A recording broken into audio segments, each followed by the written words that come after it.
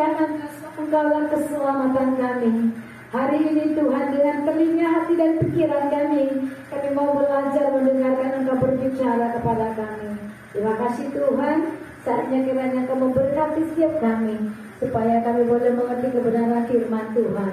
Bahkan untuk hamba-Mu ini ya Bapa yang tidak cakap, yang banyak kelemahan dan kekurangan, Tuhan mampukan hamba-Mu untuk boleh menyampaikan kebenaran firman Tuhan. Setiap kata yang keluar dari mulut hamba-Mu adalah firman yang Kau firmankan lewat hamba-Mu untuk jemaat-Mu saat ini, baik yang ada di tempat ini ataupun yang ada di rumah. Terima kasih Bapa yang baik, di dalam nama-Mu kami sambut firman-Mu. Haleluya, amin. Silakan dulu Bapak Ibu dikasih Tuhan. Shalom.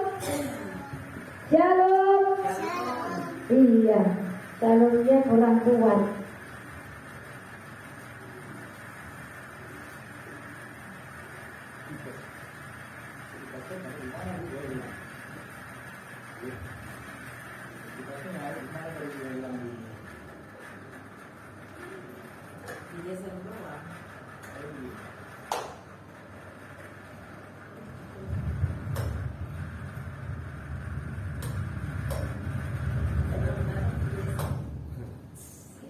Matikan aja, suaranya lebih kuat dari mic. Ya Bapak Ibu yang dikasih Tuhan, hari ini juga jemaat masih banyak yang sakit ya, termasuk saya juga sebenarnya sakit, demam juga. Puji Tuhan hari ini kita bisa beribadah, kita percaya bahwa sakit penyakit Tuhan izinkan karena kita kurang. Ya Bapak Ibu yang dikasih Tuhan, kita belajar dari Kolose 3 ayat 5 sampai 17. Kita buka Alkitab kita.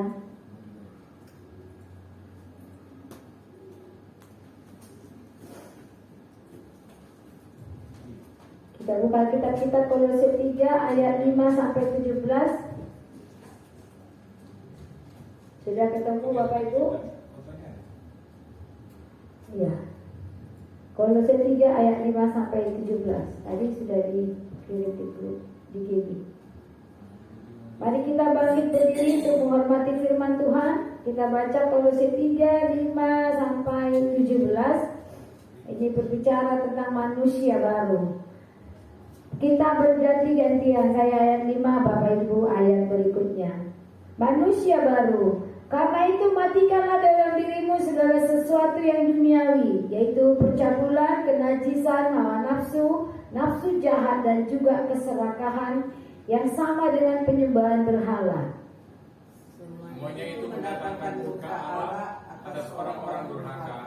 Dahulu kamu juga melakukan hal-hal itu ketika kamu hidup di dalamnya. Tetapi sekarang buanglah semuanya ini, yaitu marah, geram, kejahatan, fitnah, dan kata-kata kotor yang keluar dari mulut. Jangan lagi kamu saling mendustai, karena kamu telah menanggalkan manusia lama serta kelakuannya, Dan telah mengenakan manusia baru yang terus-menerus diperbarui untuk memperoleh pengetahuan yang benar menurut gambar kalibnya. Dalam hal ini tiada lagi orang Yunani atau orang Yahudi, orang bersunat atau orang tak bersunat, orang barbar atau orang skit, budak atau orang merdeka, tetapi Kristus adalah semua di dalam segala sesuatu. Karena itu sebagai orang-orang pilihan Allah yang dikuduskan dan dikasihinya, kenakanlah belas kasihan, kemurahan, kerendahan hati, kelemah lembutan, dan kesabaran. Sabarlah kamu seorang terhadap yang lain, dan ampunlah seorang akan yang lain. Dan apabila yang seorang menaruh dendam terhadap yang lain, sama seperti Tuhan telah mengampuni kamu, kamu perbuat jugalah demikian. Dan di atas perbuatannya itu kenakanlah kasih sebagai pengikat yang mempersatukan dan menyempurnakan. Hendaklah damai sejahtera Kristus memerintah dalam hatimu, karena untuk itulah kamu telah dipanggil menjadi satu tubuh, dan bersyukurlah. Hendaklah perkataan Kristus diam dengan segala kekayaannya di antara kamu, sehingga kamu dengan segala hikmat mengajar dan menegur orang akan yang lain, dan sambil menyanyikan mazmur dan puji-pujian dan nyanyian rohani, kamu mengucap syukur kepada Allah di dalam hatimu. Mari sama-sama ayat 17. Dan segala sesuatu yang kamu lakukan dengan perkataan atau perbuatan, lakukanlah semuanya itu di dalam nama Tuhan Tuhan Yesus sambil mengucap syukur oleh Dia kepada Allah Bapa kita. Silakan dulu Bapak Ibu yang dikasih Tuhan. Ini berbicara tentang bagaimana kita manusia baru yang bermakna. Panas juga ya. Saya matikan karena panas sekali. Iya.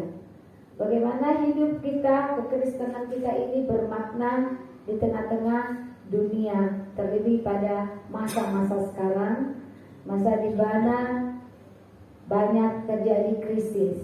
Krisis bukan cuma dalam krisis keuangan, tetapi krisis kepercayaan, krisis kasih, ya, mengasihi, kasih semakin hambar, baik dalam suami istri, baik juga dalam persaudaraan, apalagi kepada orang lain. Saudaraku, sangat susah sekali kita menemukan sekarang bagaimana kasih yang murni, kasih yang sesungguhnya. Tetapi hari ini kita akan belajar dari firman Tuhan ini.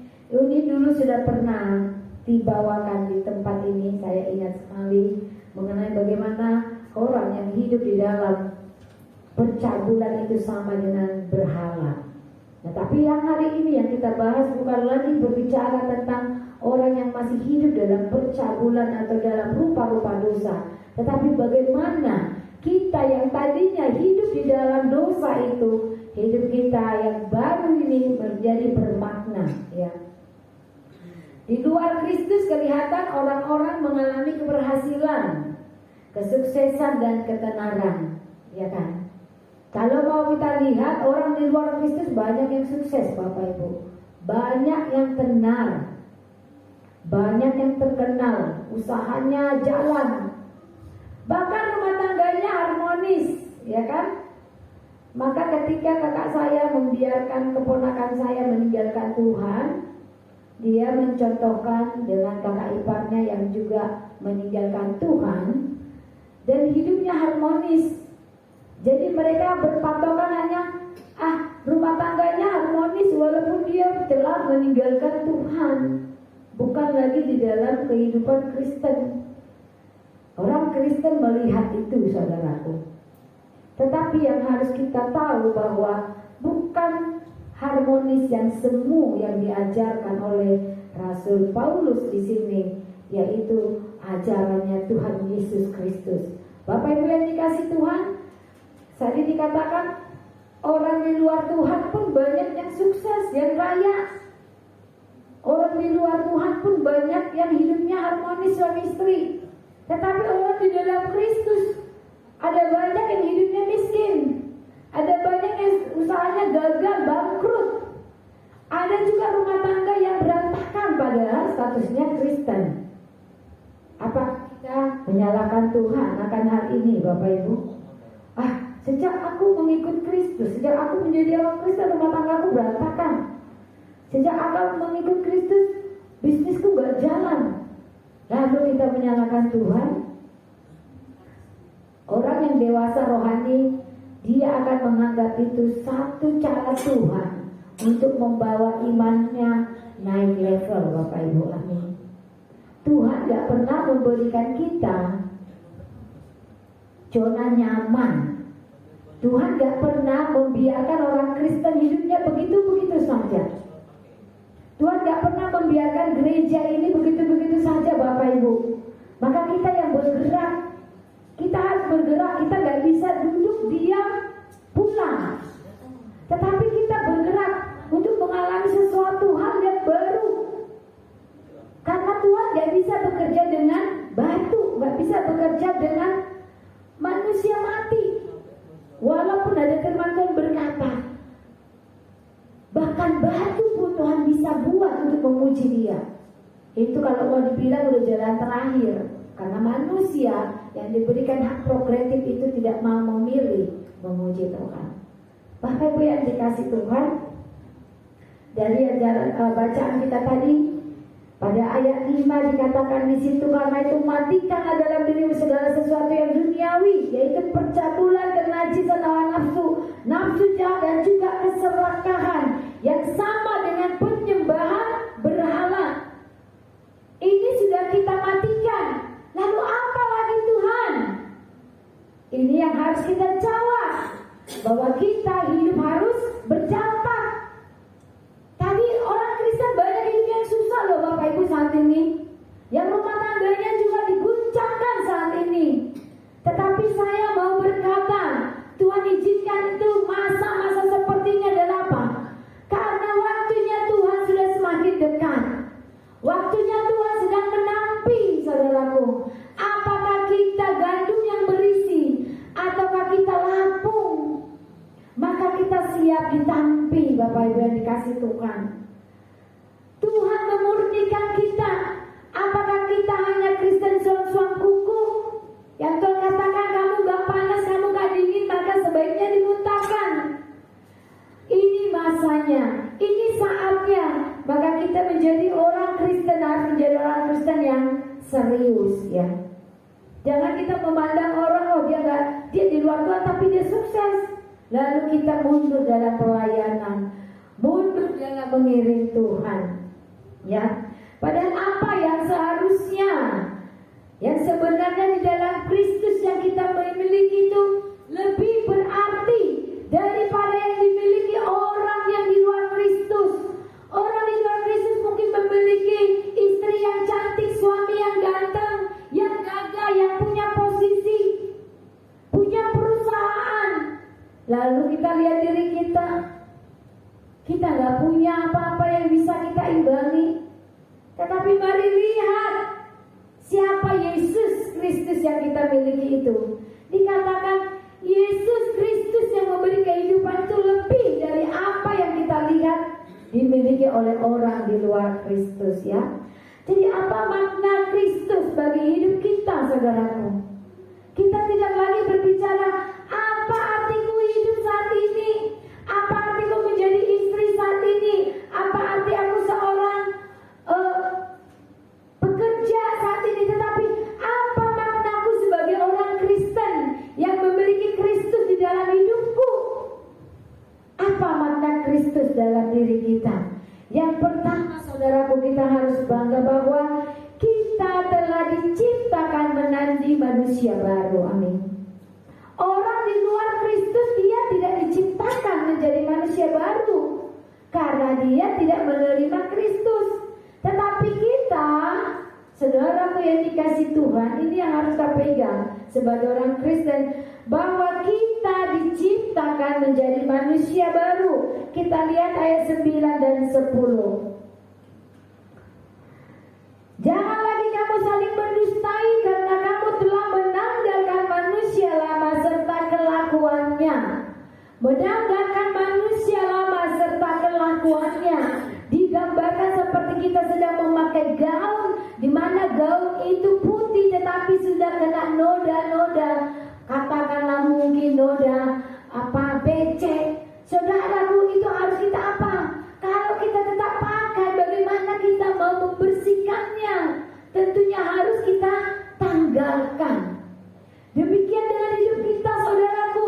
Tadinya kita di dalam dosa manusia lama yang sudah digambarkan penuh dengan hidup hawa nafsu.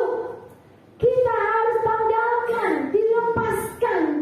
Gak boleh dipakai tapi dicuci. Bagaimana seorang yang melayani Tuhan, dia tetap melayani tapi tetap hidup di dalam dosa. Sama dengan yang memakai gaun yang sudah kotor itu, dia berusaha membersihkan tanpa ditanggalkan. Gak akan bisa, saudaraku. Ya, tidak akan bisa. Ini artinya penyerahan penuh. Karena dikatakan tadi, kita diciptakan menjadi manusia baru. Pada ayat 10 kita lihat, dan telah mengenakan manusia baru yang telah terus-menerus diperbaharui untuk memperoleh pengetahuan yang benar menurut gambar Khaliknya. Ketika gaun itu dilepaskan, maka Tuhan menggantikan dengan gaun yang baru. Ketika kita meninggalkan dosa, Tuhan memberi kita hidup yang baru. Hidup yang baru, apa ciri-cirinya, saudaraku? Cukupkah seorang Kristen dikatakan hidup baru ketika dia dibaptis saja tetapi kembali lagi dalam dosa? seperti di gereja kita, bahwa orang yang menikah itu sebelum menikah harus dibaptis secara selam, habis itu kembali lagi kehidupan lama. Apakah itu makna yang dikatakan telah menerima manusia baru? Bukan Bapak Ibu. Tetapi apa cirinya yang kita boleh lihat, yaitu manusia baru, dia terus menerus diperbaharui. Amin. Terus menerus diperbaharui. Kemudian dikatakan dia memperoleh pengetahuan yang benar menurut gambar kaliknya. Bapak Ibu yang dikasih Tuhan, siapa kalik kita? Kalik kita adalah Allah Tritunggal, Bapa, Anak, dan Roh Kudus. Gak bisa dipisahkan Bapak Ibu. Tidak ada Allah yang besar, Allah Bapa, Allah minor, Allah Tuhan Yesus seperti yang sekarang sedang rame, saudaraku, tidak. Tetapi kali kita adalah Allah Tritunggal. Maka kita ketika kita mengenakan pakaian yang baru, gaun yang baru itu, manusia baru itu, dikatakan kita harus memperoleh pengetahuan yang benar menurut gambar kaliknya, menurut Tuhan. Kita harus beroleh pengetahuan. Kita harus menggali kebenaran firman Tuhan. Jangan kita jadi nanti membuat ajaran sendiri, membuat pemikiran sendiri, karena bilang, wah, saya mengalami kelahiran baru nih, saya mendapat wasiat, saya mendapat wangsit bahwa begini, bla bla bla. Saudaraku yang dikasih Tuhan, hati-hati, karena banyak sekarang orang menjadi Tuhan atas dirinya sendiri. Tapi kita lihat bahwa Paulus dia mengajarkan di sini bahwa orang yang sudah diberikan manusia baru, dia sudah dilahirkan menjadi manusia baru, dikatakan dia akan mengalami pembaruan hari lepas hari, diperbarui, memperoleh pengetahuan menurut gambar kaliknya, menurut firman Tuhan, saudaraku, melakukan kehendak Tuhan sesuai dengan Alkitab. Itulah menjadi ciri seorang yang sudah mengalami kelahiran baru. Jadi bukan kita percaya begitu saja ketika seseorang berkata, aku bertemu dengan Tuhan, aku berbicara dengan Tuhan, aku mendengar Tuhan, aku melihat Tuhan. Saudaraku, hati-hati, karena iblis saat ini sedang bekerja luar biasa. Kita lihat kedua ayat di atas menegaskan bahwa kita telah meninggalkan manusia lama beserta dengan segenap kelakuan yang jahat dan tak berkenan. Ketika kita dibaptis, berdiri diri kita dibaptis dan nama kita dimateraikan, maka saat itu juga saudara yang dikasih Tuhan, seorang yang sudah menyerahkan diri, dia tidak boleh lagi kembali kepada kelakuan yang lama. Hal yang tadi disebutkan pada ayat-ayat 5, saudaraku, dia tidak bisa lagi kembali ke situ. Yang kedua, kini kita telah mengenakan manusia baru dalam Kristus yang terus-menerus berada dalam proses pembaharuan. Untuk kita boleh masuk kerajaan surga, kita harus sempurna, mencapai kesempurnaan Tuhan Yesus yang sebagai 100% manusia, katanya. Bapak Ibu yang dikasih Tuhan, gak bisa, tidak bisa ciptaan menyerupai pencipta. Amin Bapak Ibu. Gak akan bisa, saudaraku, ya, karena dia Tuhan. Yang ketiga, jadi kita dalam perjalanan kembali kepada keserupaan dengan Allah, seolah setelah sekian lama hidup dalam manusia lama. Maka Bapak Ibu yang dikasih Tuhan, satu pergumulan yang sangat berat bagi kita untuk mencapai, ya, mencapai, dikatakan mendekati kesempurnaan Tuhan Yesus, karena kita sudah hidup di dalam dosa. Tetapi Bapak Ibu yang dikasih Tuhan, Rasul Paulus mengingatkan jemaat yang ada di Kolose di sini supaya mereka terus diperbaharui. Hidup kita harus terus diperbaharui, Bapak Ibu. Kasih kita, ya, kasih kita, perhatian kita, kemudian apa lagi, saudaraku? Kerajinan kita, tanggung jawab kita, semakin kita perbaharui di dalam mengiring Tuhan, di dalam melakukan pelayanan, di dalam kita bekerja, di dalam rumah tangga, saudaraku yang dikasih Tuhan, kita membutuhkan pembaharuan hari lepas hari. Yang kedua, apa yang harus kita sadari, saudaraku, bahwa kita adalah manusia baru yang harus berdampak atas dunia ini. Bahwa kita dipilih, dikuduskan, dan dikasihi Allah. Amin. Sangat berbahagia, saudaraku, ketika kita tahu nih, kita dipilih, dikuduskan, dan dikasihi Allah. Kita dipilih dari segala bangsa, kita dipilih jadi umatnya, kita dipilih dan dibebaskannya, membawa kemuliaan bagi namanya. Bapak Ibu, pujian itu berat gak bagi kita? Bahwa kita dipilih untuk membawa apa? Kemuliaan bagi namanya. Kita dipilih, dikuduskan karena kita dikasihi. Untuk apa? Tuhan punya maksud, saudaraku, supaya kita menyatakan kemuliaan Allah. Pada ayat 12 boleh kita baca, karena itu sebagai orang-orang pilihan Allah, kita adalah orang-orang pilihan Allah, saudaraku. Kemudian apa dikatakan? Yang dikuduskan. Kita telah dikuduskan lewat baptisan dan dikasihinya. Mengapa dikatakan Rasul Paulus kita adalah orang yang dikasihinya? Karena Tuhan sudah memberi kita manusia baru tadi, yang diperbarui hari lepas hari, Bapak Ibu. Kenakanlah belas kasihan, kemurahan, kerendahan hati, kelemah lembutan, dan kesabaran. Ini yang menjadi pakaian kita, Bapak Ibu yang dikasih Tuhan. Kalau kita sudah menyadari bahwa kita adalah orang yang dipilih, aku seperti ini pun aku, hidupku, aku bangga Tuhan. Tuhan memilih aku, Tuhan menguduskan aku, Tuhan mengasihi aku. Maka apa harus kita kenakan, Bapak Ibu? Kita harus mengenakan belas kasihan. Sekarang kasih orang itu semakin dingin. Firman Tuhan mulai digenapi, saudaraku. Bahkan bersaudara sendiri pun kasih sudah mulai dingin. Suami istri pun kasih mulai dingin.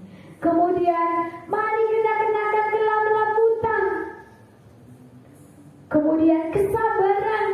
Kita diuji dengan banyak masalah, krisis keuangan, krisis kasih tadi, saudaraku, krisis kepercayaan, mencurigai, saling curiga, tidak mengenal pasangan ternyata.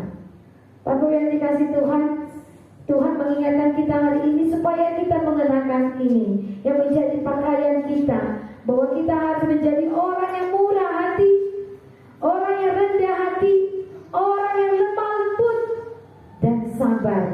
Ya. Apa yang menjadi poin di sini, saudaraku? Hidup bermakna di dalam Kristus juga didapatkan karena status kita yang dipilih, dikuduskan, dan dikasihi Allah. Maka kita jadi bermakna, saudaraku. Waktu kita tahu, kita menyadari sesungguhnya hidup kita ini yang dipilih, dikuduskan, dan dikasihi Tuhan, maka kita akan merasakan, wow, aku ini bermakna, aku ini berguna. Maka kenakanlah tadi keempat hal itu. Sesuatu yang tidak ada dasar lain kecuali kasih karunia dan kemurahan Allah semata-mata. Hanya karena kasih karunia dan kemurahan Allah, kita manusia berdosa dibenarkan. Saudaraku, siapa kita? Siapa saya? Siapa Bapak Ibu? Sehingga Tuhan membenarkan kita. Ya, dikatakan tadi kita dibenarkan, diberikan pakaian yang baru, yang senantiasa diperbaharui, saudaraku. Siapa kita? Tidak layak, saudaraku. Tetapi bersyukur kepada Tuhan dikatakan hanya karena kasih karunia dan kemurahan semata-mata. Saudaraku yang dikasih Tuhan, manusia diberikan Allah hak progresif untuk melakukan yang baik dan yang jahat. Tuhan memberikan kebebasan kepada kita, saudaraku, untuk kita mau menyembah Tuhan atau tidak, untuk kita tetap hidup di dalam kecemaran percabulan seperti di ayat 5 atau tidak. Tuhan tidak datang teriak dari surga kepada kita, hei berhenti berbuat dosa, tidak. Tuhan tidak seperti itu. Ingat bagaimana ketika Adam diberikan Hawa buah pengetahuan. Apakah ketika Adam memakan buah itu Tuhan berteriak? Saudaraku yang dikasih Tuhan, tidak. Tetapi dalam Alkitab dicatat bahwa Adam mengingat. Adam menyadari apa yang menjadi firman Tuhan kepada mereka, supaya mereka tidak memakan pohon buah pengetahuan itu.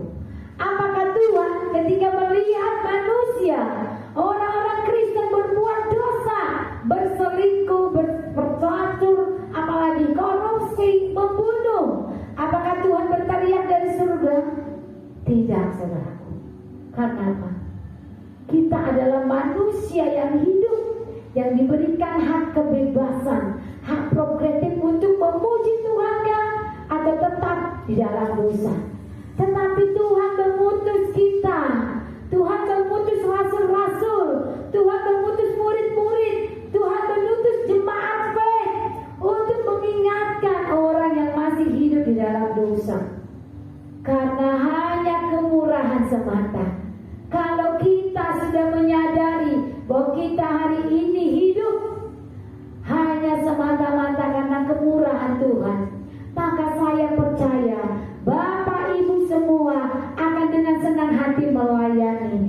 Bapak Ibu semua akan dengan senang hati mengabarkan kabar firman Tuhan kepada orang-orang yang di luar sana. Bapak Ibu akan dengan senang hati mengajak orang untuk beribadah ke tempat ini, saudaraku. Bapak Ibu akan dengan senang hati melakukan membantu pelayanan di tempat ini. Jika kita menyadari bahwa apa kita saat ini itu hanya karena kasih karunia kemurahan Tuhan semata-mata. Tujuan dari itu semua adalah agar kita kemudian hidup di dalam belas kasihan, kemurahan, kerendahan hati, kelemah lembutan dan kesabaran. Ini tujuannya Rasul Paulus mengajarkan jemaat yang ada di Kolose, karena Rasul sudah melihat bahwa di antara mereka kasih sudah mulai dingin. Tidak lagi saling memperhatikan, tidak lagi saling mendukung, menyokong, tidak ada kesabaran lagi. Tetapi hari ini saudaraku, mari kita ambil firman Tuhan ini menjadi rema bagi diri kita, pengingat bagi diri kita bahwa kita hidup semata-mata karena kasih karunia Tuhan, dan untuk itulah kita diselamatkan Tuhan. Supaya apa? Kita hidup di dalam belas kasihan. Kita harus punya rasa belas kasihan, kita harus punya rasa murah hati, kita harus rendah hati, kita harus lemah lembut, dan kita harus panjang sabar. Amin. Itu yang 4 poin yang harus kita miliki. Poin yang terakhir, Bapak Ibu yang dikasih Tuhan, apa yang harus kita sadari bahwa kita harus berdampak bagi dunia ini, yaitu didiami oleh damai sejahtera Kristus. Benarkah kita telah didiami oleh damai sejahtera Kristus? Pada ayat 15 dikatakan di sini, hendaklah damai sejahtera Kristus memerintah dalam hatimu, karena untuk itulah kamu telah dipanggil menjadi satu tubuh dan bersyukurlah. Satu tubuh di sini, saudaraku. Paulus mengingatkan jemaat bahwa ketika mereka ada di dalam satu komunitas itu, di dalam satu pemuritan yang oleh Rasul Paulus, mereka menjadi satu tubuh. Ketika kita dimuridkan di jemaat seperti saudaraku, kita adalah satu tubuh. Kita adalah satu tubuh Kristus, saudaraku. Kristus adalah kepala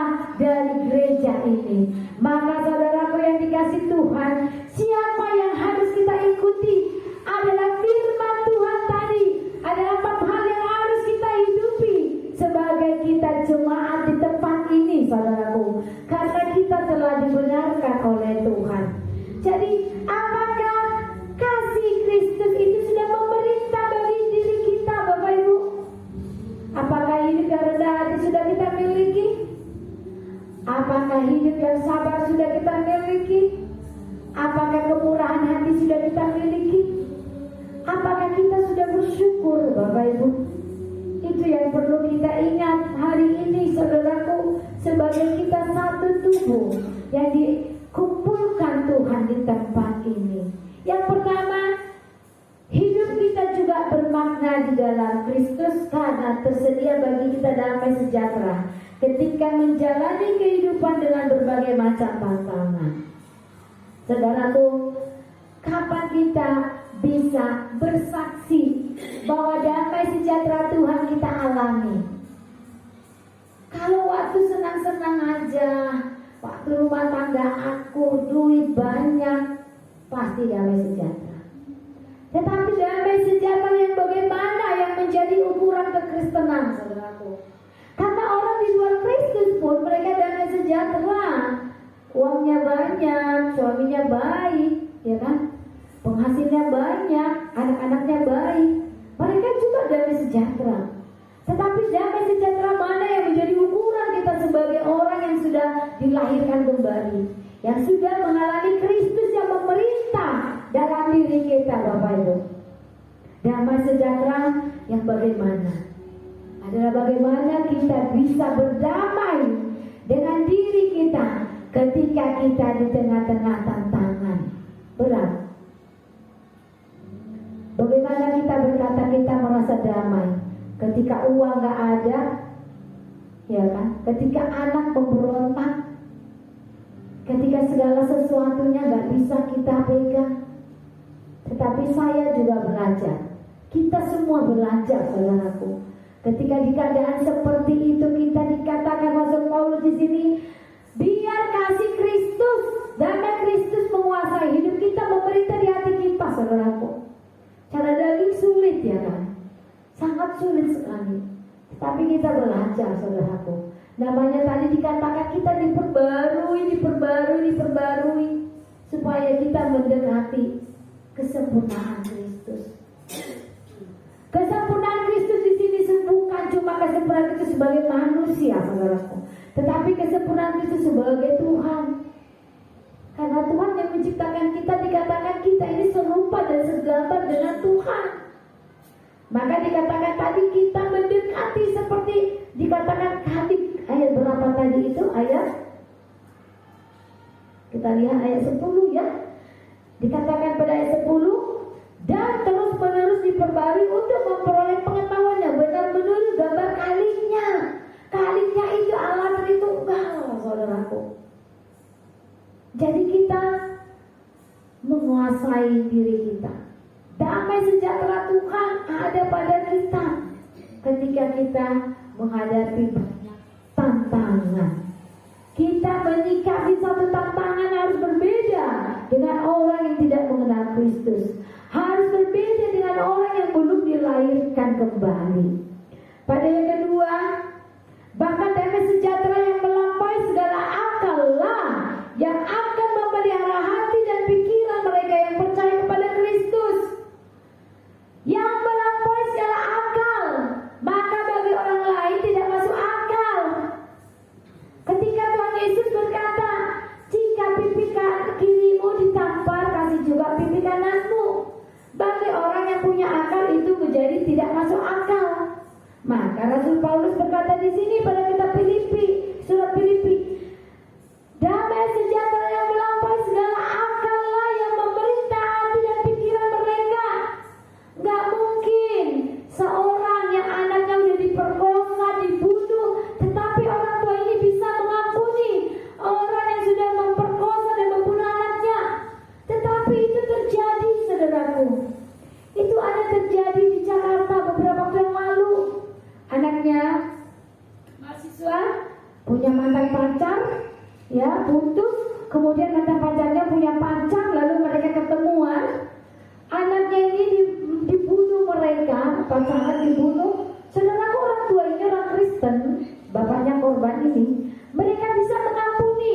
Saudaraku, secara manusia, kalau orang bilang mata ganti mata, ya kan, kaki ganti kaki. Tetapi inilah orang yang hatinya sudah dikuasai oleh Roh Kudus, sudah dirajai oleh yang luar biasa yang dikatakan tadi, damai sejahtera melampaui akal. Itu yang memerintah hati. Hatinya dikuasai oleh Roh Kudus sehingga dia bisa mengampuni, saudaraku. Orang tua ini bahkan mengampuni. Bagaimana juga kisah yang terakhir kita lihat Joshua, orang tua Joshua, saudaraku, kepada Eliezer mengampuni. Saudaraku yang dikasih Tuhan, itu tentunya karena Roh Kudus yang sudah menguasai hati mereka sehingga mereka bisa mengampuni. Yang ketiga, mereka yang di luar Tuhan berusaha mencari damai sejahtera. Semua manusia butuh damai sejahtera nih. Bahkan di luar Tuhan bisa mencari damai sejahtera dengan cara apa? Dengan dugem mungkin, dengan jalan-jalan, ya kan? Menikmati hidup yang mewah, itu untuk mencari damai sejahtera. Ya, semua manusia mencari damai sejahtera. Semua orang butuh damai sejahtera. Yang di luar Tuhan, yang di dalam Tuhan semua butuh damai sejahtera. Namun tidak mendapatkan damai sejahtera kalau hanya cuma pergi jalan-jalan, habis itu balik lagi, dia susah lagi. Damai sejahtera yang semu. Tetapi damai sejahtera yang bagaimana? Yang anak-anak Tuhan harus punya. Waktu kita mau cari damai sejahtera hanya pergi keliling dunia, itu gak damai sejahtera yang seutuhnya Bapak Ibu. Itu hanya kedagingan saja, hanya mata saja yang dipuaskan, tetapi hati kita tidak dipuaskan. Maka dikatakan di sini, kalaupun mendapatkan hanya dengan damai sejahtera yang semu dan sementara. Bagaimana kita mendapatkan damai sejahtera, saudaraku? Yaitu tadi, kita melakukan apa yang menjadi kehendak hati kita, saudaraku. Bahwa kita melakukan ada 4 hal tadi di sini, Bapak Ibu. Kita lihat yang bagian 2, ini harus kita kenakan dan ini menjadi gaya hidup kita. Yang pertama, bahwa kita adalah harus menjadi orang yang penuh belas kasihan. Ingat, 1, penuh dengan belas kasihan. Yang kedua, kita menjadi orang yang murah hati. Yang ketiga, kita menjadi orang yang rendah hati. Yang keempat, yaitu kelemah lembutan dan kesabaran. Bapak Ibu yang dikasih Tuhan, ini yang menjadi pakaian rohani kita. Karena kita adalah manusia yang sudah dibenarkan, tadi dikatakan bahwa Tuhan sudah menanggalkan manusia lama kita, menggantikan kita dengan manusia baru yang hari lepas hari diperbaharui.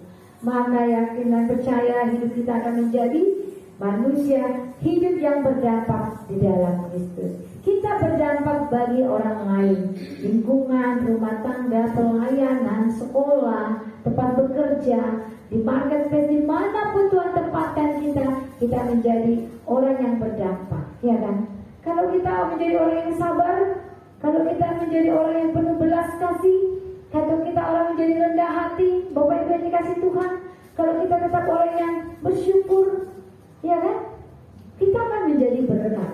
Saya yakin dan percaya ketika kelima hal ini menjadi gaya hidup kita, kemanapun kita dicampakkan, kalau kata kasarnya, kemanapun kita diletakkan, kita akan menjadi orang yang menjadi kesukaan dari banyak orang, Bapak Ibu. Walaupun orang di sekitar kita tidak mengenal Tuhan, tetapi ketika kita, gaya hidup kita adalah orang yang rendah hati, murah hati, ya kan? Sabar, penuh pengampunan, bersyukur. Bapak Ibu yang dikasih Tuhan, siapa yang gak suka? Bos pasti suka, walaupun bos tidak mengenal Kristus yang kita sembah. Karena itu biarlah menjadi gaya hidup kita, saudaraku, supaya hidup kita berdampak bagi orang lain. Amin. Untuk kebenaran firman Tuhan, mari pemusik, singer, boleh maju ke depan. Kita akan pujian, ku tak membawa apapun juga. Haleluya.